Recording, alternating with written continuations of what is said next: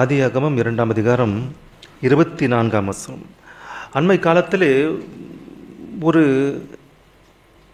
செய்தியை வேகமாக பரவி வருகிறது கிறிஸ்தவர்கள் மத்தியிலே. என்ன செய்தி என்றால், கேட்டதும் அந்த செய்தியை கொடுத்தது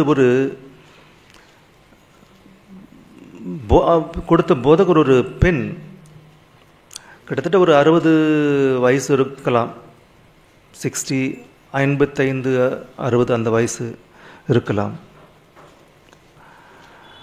அப்படிப்பட்ட சீனியர் சிட்டிசனாக தெரிகின்ற அந்த பெண் போதகர், கிறிஸ்தவ பெண்கள் தாராளமாக விவாகரத்து கொடுக்கலாம் என்று பேசிய பேச்சு உண்மையிலேயே எனக்கு வியப்பாக இருந்தது, ஆச்சரியமாக இருந்தது. ஒரு பெண் இப்படியாக பேசலாமா? ஆண்கள் மட்டுமல்ல, நாம் பெண்களும் நாம் விவாகரத்து தரலாம் என்று பேசும்போது என்ன, எங்கே சென்று கொண்டிருக்கிறது கிறிஸ்தவம்? என்ன பேசிக் கொண்டிருக்கிறார்கள் இவர்கள் கிறிஸ்தவர்கள்? இவர்களுடைய போதனைகளை கேட்கின்ற கிறிஸ்தவ மக்கள் யோசிப்பது இல்லையா? ஏதோ பெயருக்கு மட்டுமே சபையாக கூடி, அந்த சபையாக கூடின பிறகு அதிலே ஒரு சில வழிபாடுகளை செய்கிறார்கள், சடங்காச்சாரங்களை செய்கிறார்கள். இவர்கள் ஏற்படுத்தி கொண்டவை அந்த சடங்காச்சாரங்கள் பைபிளிலே இல்லாதவை, கலப்பானவை. இப்படிப்பட்டவைகளை ஏற்படுத்தி கொண்டு செய்கின்ற இவர்களை எதிர்த்து கேட்கக்கூடியவர்கள் நாம்.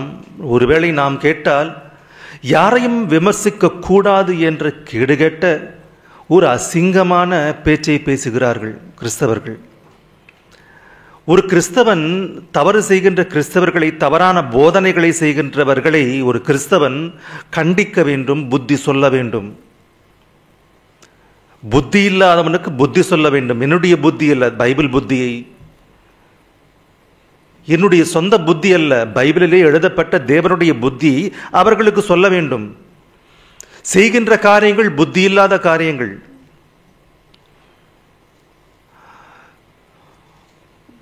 ஆதியாகமம் 2ஆம் அதிகாரம் 24ஆம் வசனம்.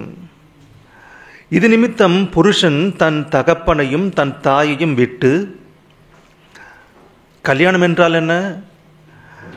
கல்யாணம் என்ற வார்த்தையிலே அர்த்தம் என்னவென்றால், இருவரும் இணைகிறார்கள். யாரை விட்டு இணைகிறார்கள்? புருஷன் தன் தகப்பனையும் தன் தாயையும் விட்டு யாருடன்? தன் மனைவியோடே இசைந்திருப்பான். யார் இசைய வைத்தது? யார் இசைத்தது? புருஷன் மட்டுமா தன் தகப்பனையும் தன் தாயையும் விட்டு இசைந்திருப்பான்? மனைவியும் கூட.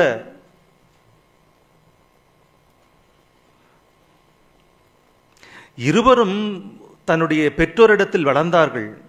ஒரு குடும்பமாக இருந்தால், வேறு வேறு குடும்பமாக சூழலிலே வளர்ந்த இவர்கள் இருவரையும் தேவன் இணைத்தார். அவர்களை விட்டு, அந்தந்த குடும்பங்களை விட்டு பிரிய வைத்து இந்த இருவரையும் இணைக்கிறார்.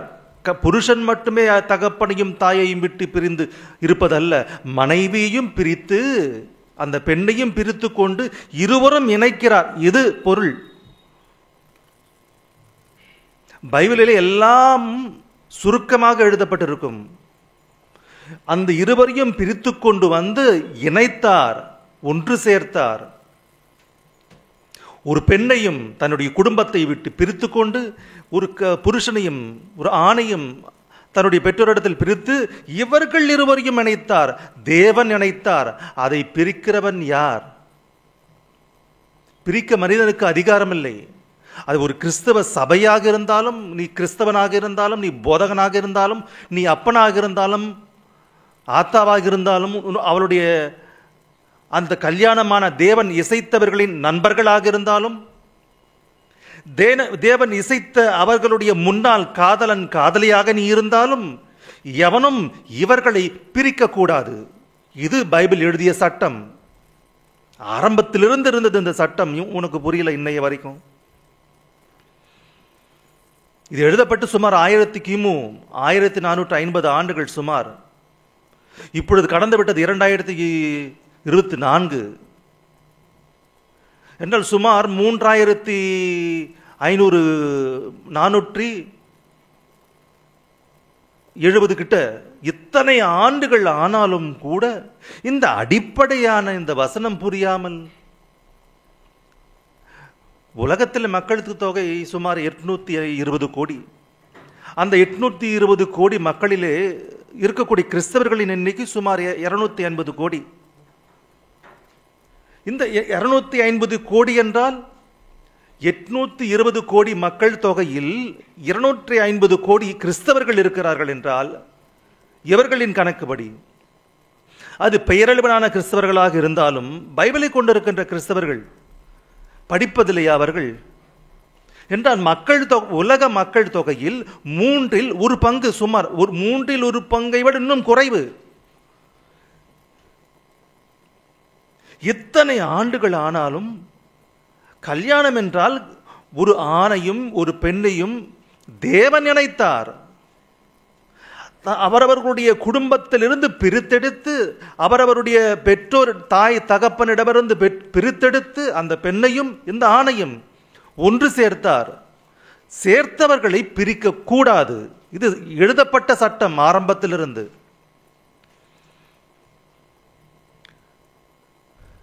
இது புரியாமல் டைவர்ஸ் தரலாம், பொண்ணுங்க தரலாம், அவனுங்க தரலாம்.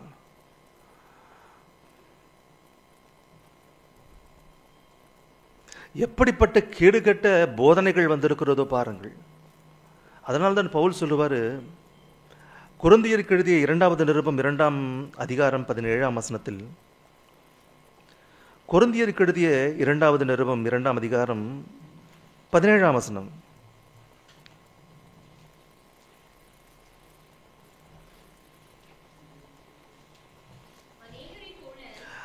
அநேகரை போல. யார் அந்த அநேகர்? பைபிளை போதிக்கின்ற போதகர்கள் அநேகர் இருக்கிறார்கள் உலகத்திலே. எப்பொழுது சொல்லுகிறார் இந்த வார்த்தையை? கிபி 60, கிறிஸ்துக்கு பின் சுமார் 60. இன்றைக்கு கிறிஸ்துக்கு பின் கிபி 2024 முடிவுக்கு வந்துவிட்டோம். 2024 முடியப் போகிறது இன்னும் 2 வாரங்களில். பவுல் இந்த வார்த்தையை சொல்லி எத்தனை ஆண்டுகள் ஆகிறது? 1964 ஆண்டுகள் கடந்து, அதற்கு முன்பு 1964 ஆண்டுகளுக்கு முன்பு சொன்ன வார்த்தை என்னவென்று? இயேசு கிறிஸ்துவானவர் மரித்த ஒரு சில ஆண்டுகள், 27 ஆண்டுகளில் கழித்து சொன்ன வார்த்தை. இயேசு கிறிஸ்துவோடு சமகாலத்தவர்கள் இருந்தபோது சொன்ன வார்த்தை என்ன? அப்போதைக்கு அநேக போதகர்கள் இருக்கிறார்கள்.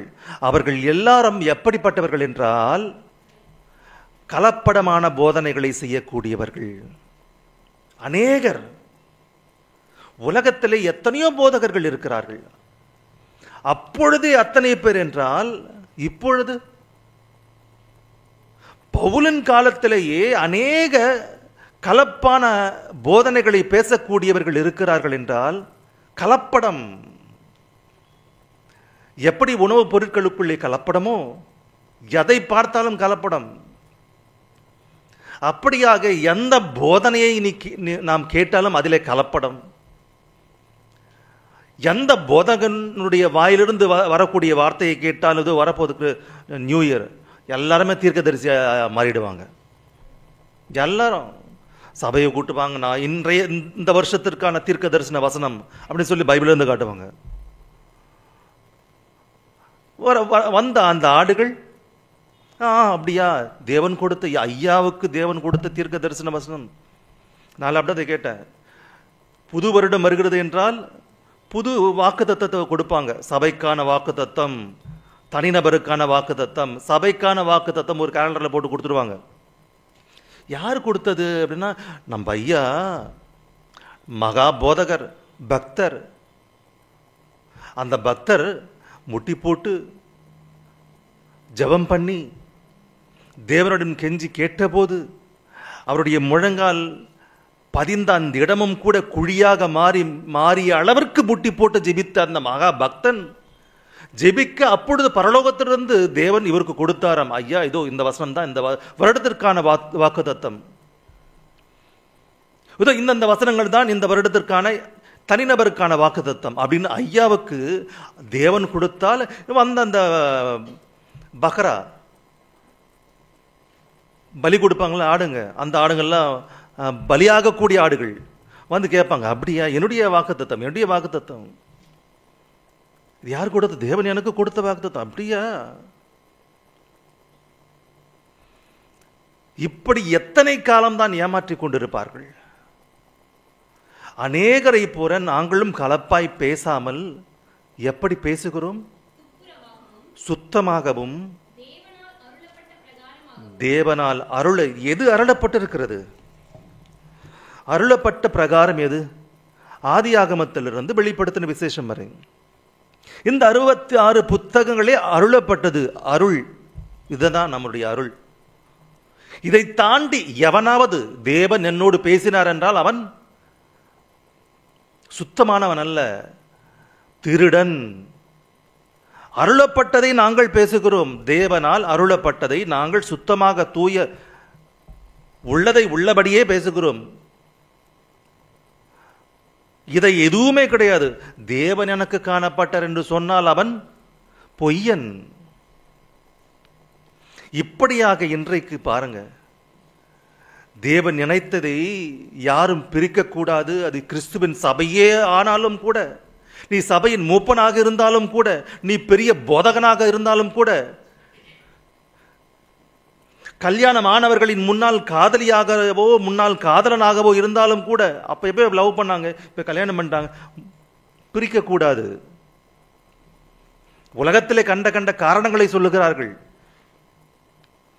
கல்யாணம் என்றால், விவாகம் என்றாலே இவர்கள் இருவரும் இணைவது. தேவன் இணைக்கிறார். எதற்காக இணைக்கிறார்? கல்யாணம் என்று இவர்கள் இருவரையும் கணவன் மனைவியாக ஒன்று சேர்க்கிறார்.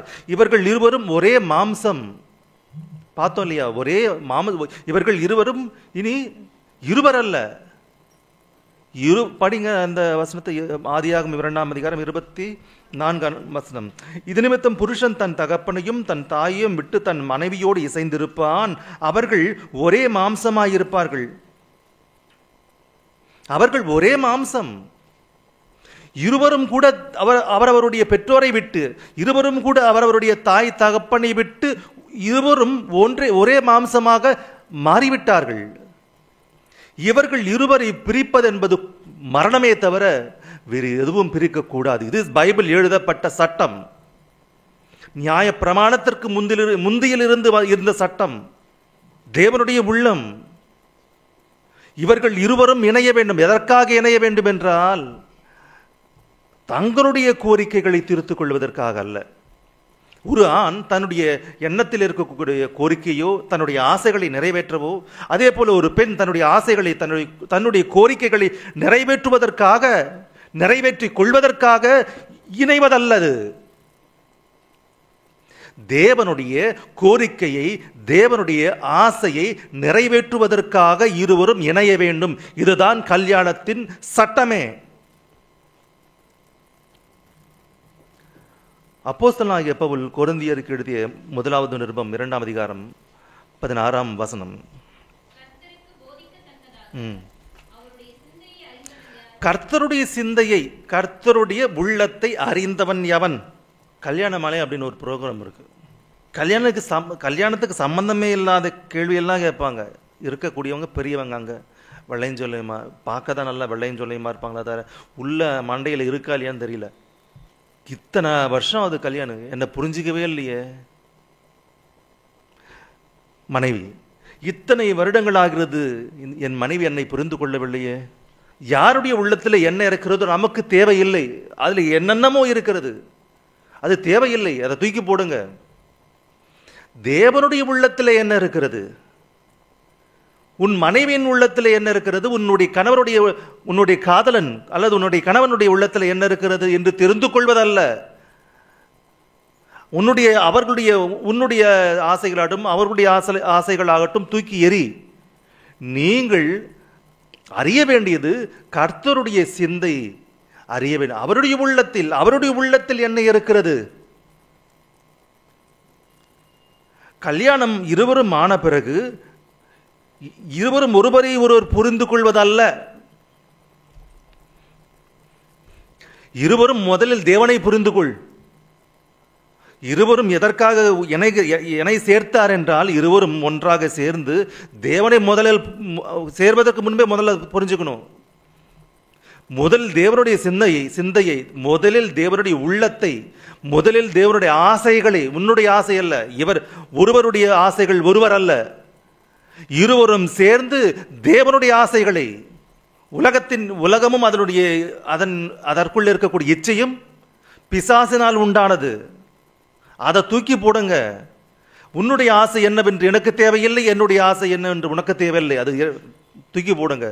இருவரும் சேர்ந்து தேவனுடைய ஆசை என்னவென்று முதலில் தெரிந்து கொண்டு அந்த ஆசையை நிறைவேற்ற பாருங்க. டைவர்ஸே வராது, சண்டை சச்சரவே இருக்காது குடும்பத்தில். கர்த்தருடைய படிங்கம்மா.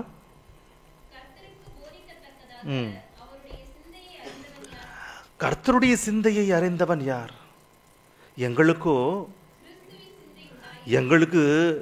உன்னுடைய உள்ளத்தில் என்ன இருக்கிறதோ எனக்கு தெரியாது, இவளுடைய உள்ளத்தில் என்ன இருக்கிறதோ எனக்கு தெரியாது. எங்களுக்கு தெரிந்ததெல்லாம் கிறிஸ்துவின் உள்ளத்திலே என்ன இருக்கிறது, அவருடைய உள்ளத்தில் என்னென்ன ஆசைகள் கூடிக்கொண்டிருக்கிறது. இந்த பிரபஞ்சங்கள் உண்டாவதற்கு முன்பே அவருடைய உள்ளத்திலே கூடிக்கொண்ட ஆசைகள் பல கோடி. இந்த உலகமும் இந்த உலகத்தில் உள்ள சகலமும் தேவன் படைப்பதற்கு முன்பே, உன்னையும் என்னையும் படைப்பதற்கு முன்பே, சூரிய சந்திர நட்சத்திரங்களை எல்லாம் படைப்பதற்கு முன்பு அவருடைய உள்ளத்திலே கூடிக்கொண்டிருந்த ஆசைகள் என்ன? அது எல்லாவற்றையும் மறந்துவிட்டு இந்த அழகான தேகம் உன்னுடைய ஆசைகளை நிறைவேற்றவா? இல்லை. தேகத்தை கொடுத்தது அம்மாவும் கிடையாது, அப்பனும் கிடையாது. இருவரும் சேர்ந்தார்கள். தேகத்தை உருவாக்கியது, தேகத்தை வடிவமைத்தது, அழகாக செதுக்கியது தேவன். நீ உன்னுடைய குழந்தையை கொஞ்சுவதல்ல, அந்த முத்தான அழகான உருவத்தை கொடுத்தது தேவன், அம்மா அப்பா கிடையாது. உருவாக்கியது, சும்மா பெத்தெடுத்தீங்க அவ்வளவுதான். அந்த வடிவத்தை கொடுத்தது, அந்த அவயவங்களை கொடுத்தது, உருவாக்கியது தேவன். எதனால் என்றால் அவருடைய உள்ளத்திலே ஆசைகள் இருக்கிறது, அவர்களை குறித்த ஆசைகள் இருக்கிறது. என்ன ஆசை?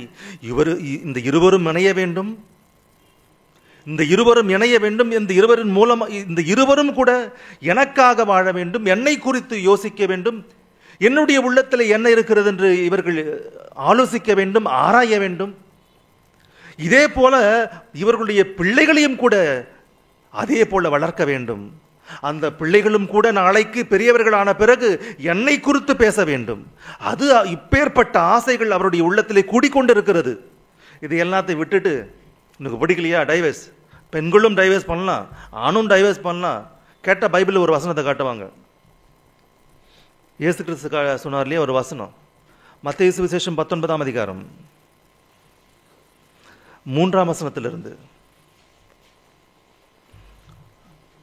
பைபிள் சொல்லித்தரக்கூடியவர்கள் சரியாக இல்லாததினால் இப்படிப்பட்ட தவறான புரிதல்கள். ஒரு கலராக கொண்டையை போட்டுட்டு வந்து சொல்லக்கூடியதல்ல. மத்தேயு சுவிசேஷம் 19ஆம் அதிகாரம் 3ஆம் வசனத்திலிருந்து பார்க்கலாம். பரிசேயர் அவரை தவறு கண்டுபிடிக்க வேண்டும் என்றே ஒரு கேள்வி ஒன்று கேட்டாங்க. யார் கேட்டது? கேட்கக்கூடியவர்கள் வில்லன். இயேசு கிறிஸ்துவை தவறு கண்டுபிடிக்க வேண்டும் என்று நினைக்கக்கூடியவர்கள் வந்து கேட்கிறார்கள் ஒரு சந்தேகத்தை. என்ன சந்தேகம்? என்ன அந்த சந்தேகம் என்றால், டைவர்ஸ் எதற்காக டைவர்ஸ் கொடுக்கலாம் ஒருவன் அல்லது ஒருத்தி? அப்பொழுது பரிசேயர் அவரை சோதிக்க வேண்டும் என்று அவரிடத்தில் வந்து, புருஷனானவன் தன் மனைவியை எந்த காரணத்திற்காக விவாகரத்து கொடுக்கலாம் என்றால் நிறைய காரணம் இருக்கா? இவர்கள் அநேக காரணங்களை கொண்டிருக்கிறார்கள். எப்படி நம்முடைய சட்டத்திலே விவாகரத்து கொடுக்க வேண்டும் என்றால் என்னென்ன காரணங்கள் இருக்க வேண்டும் என்று சட்டங்கள் இருக்கும் ஒவ்வொரு நாட்டுக்கும். அப்படியாக ஒருவன் விவாகரத்து கொடுக்க வேண்டும் என்றால் காரணங்கள் ஏதாவது தேவைப்படுகிறதா? என்னென்ன காரணங்கள், எந்த காரணத்திற்காக ஒருவன் விவாகரத்து கொடுக்கலாம் என்று கேட்கிறார்கள். இதுக்கு இயேசு கிறிஸ்து ஆரம்பத்திலிருந்து இருந்த விஷயத்தை சொல்லுகிறார். இவ்வளோ நான் சொன்னோம் பார்த்தீங்களா, அடே விவாகரத்து பண்ணக்கூடாதுடா, தேவன் இணைத்தாரடா இருவரையும், அந்த ஆணையும் பெண்ணையும் தேவன் இணைத்தார். தேவன் இணைத்ததை மனிதன் பிரிக்க கூடாதடா. 6ஆம் வசனம், அதே மத்தேயு சுவிசேஷம் 19ஆம் அதிகாரம் 6ஆம் வசனம். இப்படி இருக்கிறபடினால் அவர்கள் இருவராயிராமல் ஒரே மாம்சமாயிருக்கிறார்கள். ஆகையால் தேவன் இணைத்ததை மனுஷன் பிரிக்காதிருக்க கடவன் என்றார். முடிஞ்சது கதை. இதுதானே ஆரம்பத்திலிருந்து இருந்த சட்டம். என்றால் பிரிக்க எவனமே பிரிக்க கூடாது. வித்தின் பிராக்கெட்ல ஏதாவது போட்டிருக்கா? பெற்றோரை தவிர எதுவும் எவனும். தேவன் இணைத்ததை மனுஷன் பிரிக்கக்கூடாது. மனுஷன் பிரிக்கக்கூடாது. மனுஷன் பிரிக்கக்கூடாது. அது எந்த மனுஷனாக இருந்தாலும் சரி, ஆணாக இருந்தாலும் சரி, பெண்ணாக இருந்தாலும் சரி, அல்லது நண்பர்களாக இருந்தாலும் சரி, அல்லது பெற்றோர்களாக இருந்தாலும் சரி, அது எத்தகைய பதவியில் இருக்கக்கூடியவர்களாக இருந்தாலும் சரி, பிரிக்கக்கூடாது. இது சட்டம் ஆரம்பத்தில் இருந்தது. ஆமா சரி, டப்புன்னு டவுட் கேட்குறாங்க பாருங்க. அப்படி என்றால் மோசே ஒரு சட்டத்தை கொண்டு வந்தாரு. நமக்கு இருக்க மோசே சட்டம் என்ன சட்டம்? அதற்கு அந்த அதற்கு அவர்கள்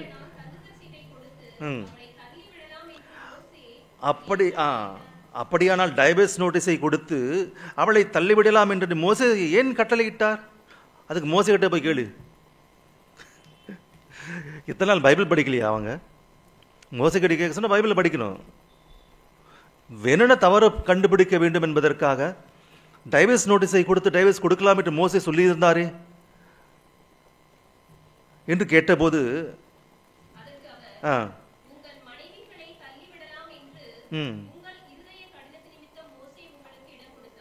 உங்களுக்கு ஒரு தளர்வை கொடுத்தார். நீங்கள் எப்படிப்பட்டவர்கள் என்றால் இருதயம் கடினமுள்ளவர்கள். நீங்கள் பயங்கரமானவர்கள், வணங்கா கழுத்துள்ள ஜனங்கள் இஸ்ரவேலர்கள் என்றால், முரட்டாட்டம் பிடிக்கக்கூடிய ஜனங்கள் இஸ்ரவேலர்கள் என்றால், தேவனுடைய ஜனங்களை, தேவனுக்காக பேசக்கூடியவர்களை, தேவனுடைய வசனத்தை சொல்லக்கூடியவர்களை துன்பப்படுத்தக்கூடியவர்கள், பயங்கரமான கல்லஞ்சம் கொண்டவர்கள் இஸ்ரவேலர்கள். நான் சொல்லுங்க, பைபிள் இயேசு கிறிஸ்து சொல்றாரு, உங்களுடைய இருதய கடினத்தின் நிமித்தம் அப்படி மோசே கட்டளையிட்டால், அதுவும் எந்த காரணத்திற்காக? ஒரே ஒரு காரணம்.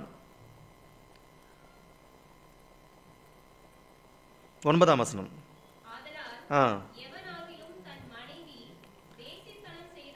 வேசித்தனம் செய்ததன் நிமித்தம், அந்த ஒரு காரணத்திற்காக மட்டும் நீ டைவர்ஸ் நோட்டீஸ் தரலாம் என்று மோசே சொன்னார். அதற்கு முன்பு அப்படி இல்லை. ஆனால் நீங்க என்ன பண்றீங்க? அநேக காரணங்களை உருவாக்கி கொண்டீர்கள். அதை கேட்கிறாங்க, எந்த காரணத்திற்காக? என்ன நிறைய காரணங்கள் இருக்கா? நிறைய காரணங்கள் இருக்கு. அப்படியாக அன்றைக்கு மோசே கட்டளை, நியாயப்பிரமாணத்தில் இருக்கிறது. சரிடா, டைவர்ஸ் கொடுக்க கூடாது, தேவன் கட்டளையிடல. உங்களுக்காக அந்த ஒரு சலுகை, வேசித்தன முகாந்தரத்தினாலே ஒழிய ஒருவனும் டைவர்ஸ் நோட்டீஸை தரக்கூடாது என்ற அந்த ஒரு காரணத்தை சொன்னார். இவர்கள் என்ன கேட்கிறாங்க? எந்த காரணத்திற்காக? அதான் சொல்லியாச்சுல, ஒரே ஒரு காரணம் அப்படின்னு. திரும்ப எந்த காரணத்திற்காக என்றால் நிறைய காரணங்களை உருவாக்கி கொண்டார்களா இவர்கள்? அந்த ஒரு காரணத்திற்காக என்று கிளாரிபிகேஷன் தராரு. நியாயப்பிரமாணத்தில் இருக்கக்கூடிய ஒரு டவுட்டுக்கு, நியாயப்பிரமாணத்தில் இருக்கக்கூடிய அந்த அவர்களுக்கு இருந்த சந்தேகத்திற்கு விளக்கம் அளிக்கிறார்.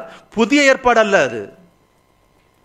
புதிய ஏற்பாட்டின் காலத்தில் இருந்த அந்த பரிசேயருக்கு, இஸ்ரவேல் ஜனங்களுக்கு, யூதர்களுக்கு நியாயப்பிரமாணத்திலே, மோசே சொன்ன நியாயப்பிரமாணத்திலே ஒரு சந்தேகம். எதை குறித்து? விவாகரத்தை குறித்த சந்தேகம். மோசே எழுதிய அந்த நியாயப்பிரமாணத்தில் நல்லா கவனிக்கணும்.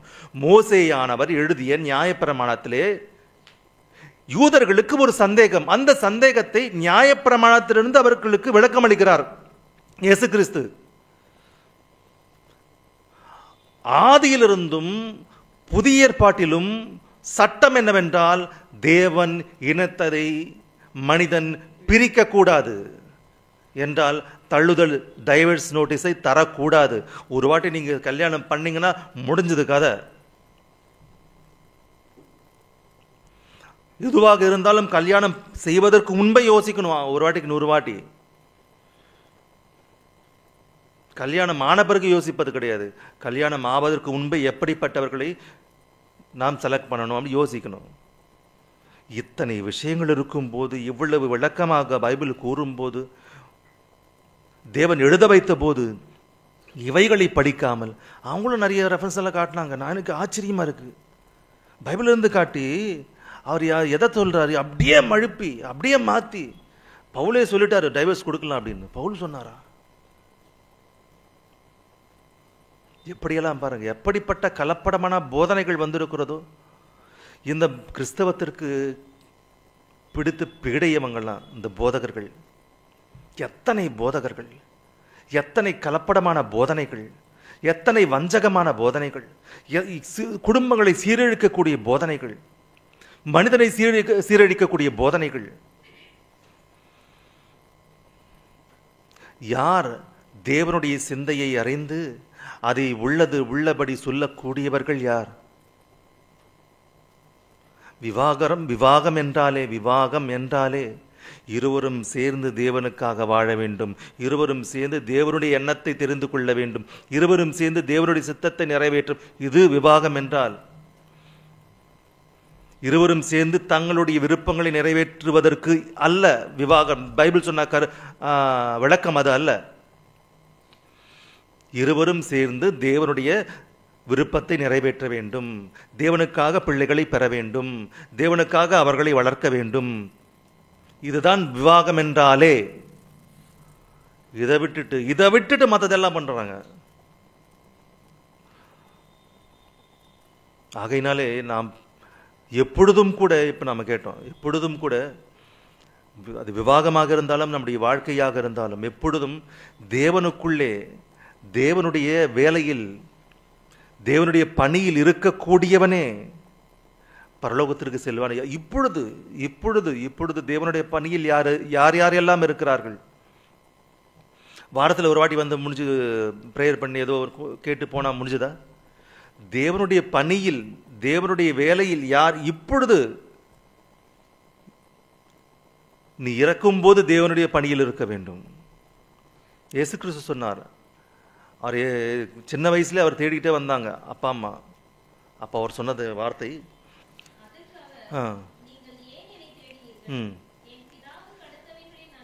நான் என்னுடைய பிதாவின் பணியில் இருக்க வேண்டும்.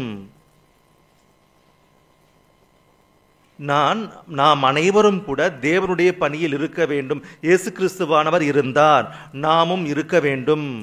கணவன் இருக்க வேண்டும், மனைவி இருக்க வேண்டும், குடும்பம் இருக்க வேண்டும். நாம் அனைவரும் தேவனுடைய பணியில் இருக்க வேண்டும். கல்யாணமும் அதுதான், தேவனுடைய பணியில் இருக்க வேண்டும் என்பதற்காக தான். கல்யாணம் என்பதே, மறுபடியும் சொல்றேன், கல்யாணம் என்பதே தேவனுடைய பணியில் இருக்க வேண்டும் என்பதற்காக, வேறு எதையோ தீர்த்து கொள்வதற்காக அல்ல, ஊரை சுற்றுவதற்காக அல்ல. தேவனுடைய பணியை செய்வதற்காக, தேவனுடைய எண்ணத்தை நிறைவேற்றுவதற்காக, தேவனுக்காக வேலைகளை செய்வதற்காக கல்யாணம். தேவனுடையக்காக வேலைகளை செய்வதற்காக இருவரும் இணைக்கப்பட்டார்கள். தங்களுக்காக அல்ல, தேவனுக்காக. இது எப்பொழுதைய திட்டம் என்றால், உலகம் தோன்றுவதற்கு முன்பே, பல 1000 கோடி ஆண்டுகளுக்கு முன்பே தேவன் தன்னுடைய உள்ளத்திலே நினைத்த ஆசைகள், கோரிக்கைகள், விருப்பங்கள். அந்த ஆசைகளை எல்லாம் நிறைவேற்றுவதற்காக தான் நாம் இன்றைக்கு பிறந்திருக்கிறோம். ஆதாமை படைத்தார், ஆதாமிலிருந்து நம்மை எல்லாரும் எடுத்தார், அந்தந்த காலங்களிலே தோன்ற வைக்கிறார். ஏனென்றால் உலகத்திற்கு முன்பு, உலகம் தோன்றுவதற்கு முன்பு தேவன் நினைத்த ஆசைகளை எல்லாம் இப்பொழுது நாம் நிறைவேற்றுவதற்காக நம்முடைய காலத்தில். இது எதுவுமே தெரியல நம்ம ஆளுங்களுக்கு. ஆகவே பைபிளை படிக்கணும், பைபிளை தெரிஞ்சுக்கணும். தவறான போதனைகளிலிருந்து எச்சரிக்கையா இருங்க. இன்னும் எப்படிப்பட்ட போதனைகள்லாம் வரப்போகிறதோ தெரியல. இந்த கிறிஸ்தவத்திற்கு பிடித்த இந்த பிழை, இந்த போதகர்களே, பைபிள் தெரியாத இந்த எப்படி குத்தாட்டம் போடக்கூடிய போதகர்கள் இவங்களுக்கு வேணுமா பாருங்க.